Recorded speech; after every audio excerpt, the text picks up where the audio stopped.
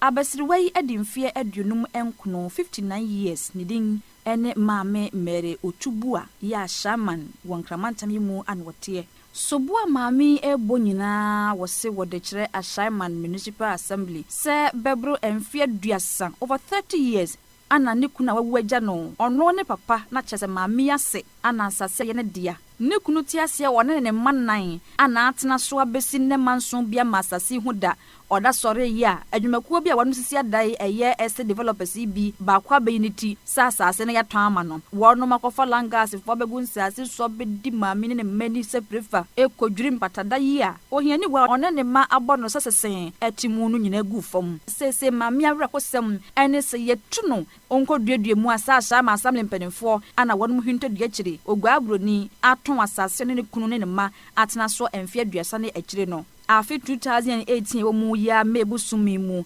ensam sesa so ema court hyese emra kwa so no asase no eye maame mere dia entina assembly fo no nyina ba na mu enhwe so obi emfa kire nkoya adwuma foforo bi wo so ana wonyi free abrewa no ensam nenso no kyerensem no mu se woda sore ya na nuntem 2 days ese developer eka no ho asemi atume kukuru desi ha no mo a wo hwe abrosai ya de dika akra fom no wato so awie dia homte omukura mponso ne se edan adwumakuo no pagasi wono mo no wasia trahye no ye no so na kwakoye adeso foforo amamanfo a wono mo tempotem wo ho enso assembly fo ne tuemu eye hwe ha maame mere kire se de wasie di Ashaiman Municipal Assembly fo ho yawo engineer no freyen o freyen no si se yan ton ha ama alaji na obema alaji no permit no mfensi dan na si obema no permit no mfensi dan ni say onu ankasa oye engineer no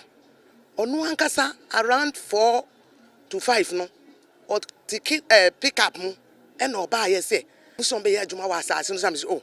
mo be ye adwuma wa asase no say che say o chiro remove no say nde ade achi o me ba be yi ni amane nyina na me say ampara ade chi ye enumre no be ye 4 something no anopa ti say 8:30 pe